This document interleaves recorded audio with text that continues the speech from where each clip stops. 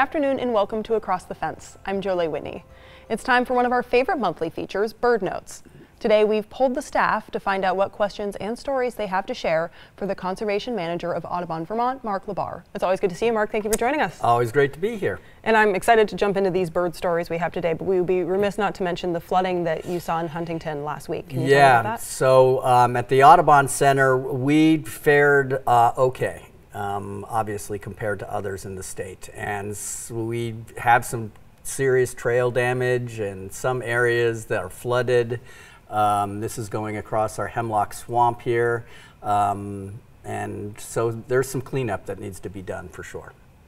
All right, and who does that maintenance? So a lot of the maintenance is done by me and other staff members there. We often have volunteers that will come and do that. So kind of next steps are just kind of figuring out what next steps are. Absolutely, and I'm sure you're in good company there with a lot of people picking up the pieces. Yeah, oh yeah. We should be able to hopefully open the trails relatively soon. All right, well, I hope so. And now let's get into some bird stories. I actually got to start with one of my own. Okay. You're not the only person who manages to go out and see a couple birds, though usually I think sometimes the birds find me. Like in this case, I was canoeing with some friends on Center Pond in Newark, and we were paddling in a more shallow end, and we looked down and there was a loon coming up from under our canoe, and it came up a little ways away, and we got to see it up close, and then we decided it was time to leave. Yes. So we gave it some space. But is that something that happens pretty commonly? So, you know, if you're in a canoe and not in a motorized vehicle or something that's making a lot of noise, you know, that loon's probably down under there fishing and, you know, popped up and was as surprised as you were when you saw it pop up. And what you did, giving that loon space, is exactly what you should do. You know, on some of these ponds, disturbance can be a really big factor in how successful they are. I know there are signs for nesting in some places, and there weren't in this case, but is it something I should steer clear of that area for the rest of the season? If you're not seeing signs, I wouldn't be too worried about it. Usually the signage goes up around where the nest location is, because that loon's going to use the whole pond, and a lot of people are using the pond too. So just where you see the signs and, you know, where that nest might be, you don't want to go exploring to try to find it or anything. All right, and we actually now have a story from our show producer, Keith Silva, something that was spotted in his home state of Massachusetts.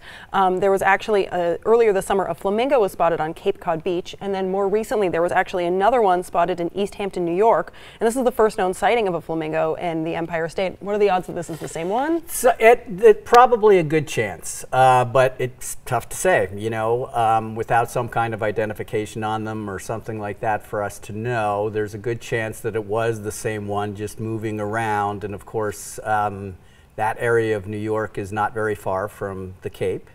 Why this bird was there in the beginning, you know, they'll come up as far as Virginia, you know, they'll be seen there, and all you need is a really good storm to blow a bird off course, or, you know, the water in the Atlantic is also warming, so who knows if that may result in us seeing flamingos in places we normally don't see them. So this is more likely an overzealous migration than maybe a released pet? Oh yeah. You know, only zoos have flamingos, and you know, so my guess is it's just a bird that came a little bit further north than the other ones. All right, and now let's move on to one of our show intern, and he's a wildlife biology major at UVM, and he's pretty familiar with your work with the Common Tern Project on Lake Champlain.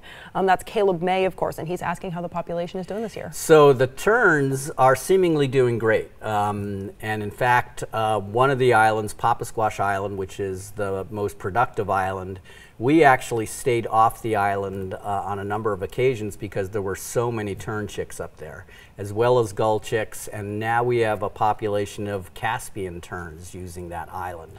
So we haven't been up since the recent rains to see what impacts they may have, but we're hoping that all of those young birds fledged before those rains came in place. But at this point in time, it looks like a great year for the common terns. And how have they fared the last few years? You know, last year they did really well. They got a lot more chicks off. We have bad years. You know, some years we had a peregrine falcon show up and stay on Papasquash Island for like 3 weeks. So in some of those years, we only get 20 chicks off, but common terns are a long-lived species, and they get multiple times to nest throughout their existence. And so hopefully these good years outweigh the bad years. All right, well, it's good to hear that we're doing well now. Yes, very much so. And we actually have written in from a viewer at home. Lorraine from Waterbury Center emailed us about some bluebirds. She writes, in the 17 plus years that we've lived in Waterbury Center, we've only seen one bluebird on 2 or 3 different occasions. We saw one earlier this spring and decided to get a bluebird nest box. About 10 days after putting up the box, we saw a male bluebird hanging out, and we know that they hatched, and I read that you should not disturb them when they're close to flying out. You think we can peek inside, and when? So this is always a tough question, because you know the bluebirds show up, and you know you'll see the pair. Things go quiet for a little bit. Usually, you know, they're incubating at that time, and what you really want to watch is by opening up that nest box, you can cause those young to fledge a little bit too early, where they can't really fly and they end up on the ground. So I always recommend just trying to keep an eye on them with a pair of binoculars, and you'll often see the young start poking their heads out of the hole and stuff like that. But for the most part, it's best to you know, kind of leave them be and let them do their thing. And this was written in about bluebirds specifically, but is that a general rule for all bird boxes? Yeah, pretty much. You know, sometimes there'll be some folks that will go around and do surveys in order to check to see bluebird. There's bluebird trails that are set up, and people will do that. But they're often trained in how to collect that information and, you know when it's a safe time to go and when it's not a safe time to go. Sure, so just give them a little space. Yes. All right, and we talked about this on our previous mailbag episode, but how much do populations of birds vary from town to town? Is it possible to see a bluebird in Duxbury but not in Stowe or Waterbury? You know, bluebirds are interesting because they are a species that, you know, you put up a nest box, you like to see bluebirds, but then there are other species like tree swallows, which will also use that nest box. House wrens will take advantage of those nest boxes, so it can be pretty sporadic where they'll pop up, but they often do return to the same general area. We have a number of boxes on the center. Last year the bluebirds nested in my backyard, but we found them in another box out in the middle of another field. So it can be a little spotty. Sure. And now we have one from our office manager, Judy Minadeo, and she has an owl-related question. Okay. She says that her house is overrun with rabbits right now, and she also hasn't been hearing a lot of owl sounds. Are those things correlated? So, you know, what happens with prey species like rabbits, they're very cyclical. And so what happens is you'll have years when the population is low and years when the population is high. And I think we're in one of those high years. We've seen a lot of rabbits around the center.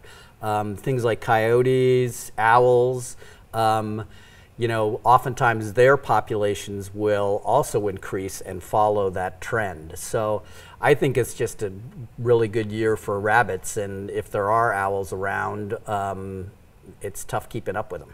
All right, and we have one from our chief reporter and producer, Ben Willis.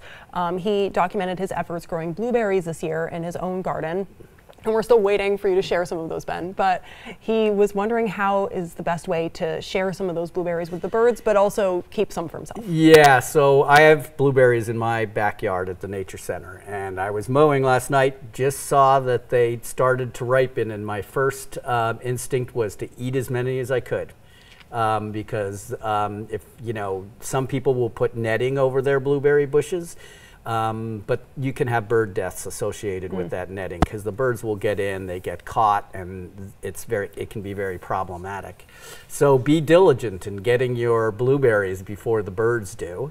And, you know, just keep an eye. It sounds like he's been keeping an eye on his little patch and knows right when they're ripe. So just make sure you get out there every day and keep up with, you know, because the birds, like catbirds and things like that, will clean you right out depending on how many bushes you have. So it sounds like sharing's inevitable whether he wants to or not. Yes, pretty much, yes. All right. Yeah. And we were talking before the show even started that sometimes you'll be out in the wild living your life and people will spot you and recognize you. And what are some of the more common bird questions that you get in the wild? You know, it's funny because I do bump into people that watch across the fence. And so, you know, it depends on the season. You know, oftentimes in the spring we get a lot of questions about birds banging on windows, you know, because they're seeing their reflections, cardinals. During the summer there might be bird song that people have questions about. In fall it's migration, so, you know, bird feeding in winter, so it can be quite varied, some of the questions that come into the Audubon, both to me and to other staff that are there.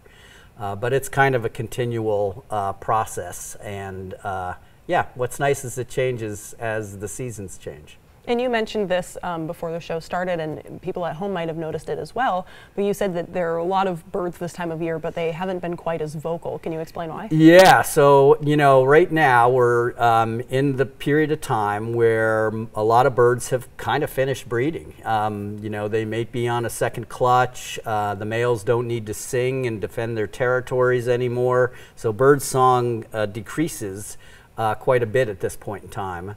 I still have my catbird and a house wren singing, but nothing like when, you know, mid-May when the birds are coming back.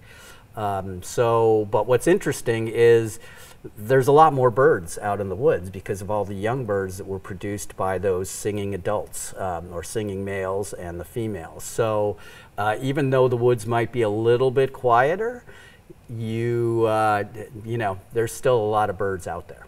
All right, thank you so much for joining us today, Mark. Always a pleasure. And if you have any bird-related questions, you can write Mark at the address on your screen. His email is listed there as well. And remember, pics or it didn't happen.